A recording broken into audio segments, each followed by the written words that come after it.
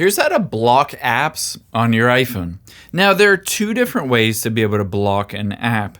The first and most effective way to be able to block it, especially if you have a teenager or a kid, is to tap on the Settings app of your iPhone.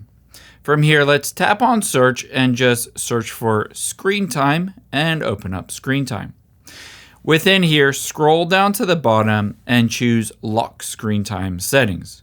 Essentially, this is a passcode that you're going to set so that nobody can install those apps, or you can block certain apps.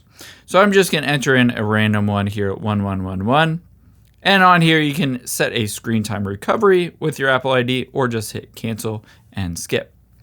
Now, from here, let's block those apps by tapping Content and Privacy Restrictions and toggling this on. Again, enter in the passcode. And from here, choose Allowed Apps and Features. All you need to do is toggle off an app if it shows up on this list and you don't want them to access it. However, you'll be able to see there are no third-party apps. This is just built-in default apps.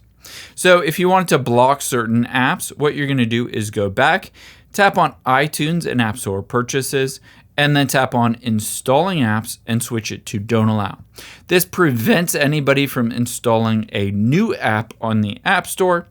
And if the app is already installed on your iPhone, just press and hold on it and hit Remove App and Delete App. Just delete it out, and after that, they won't be able to reinstall it because you have that screen time passcode.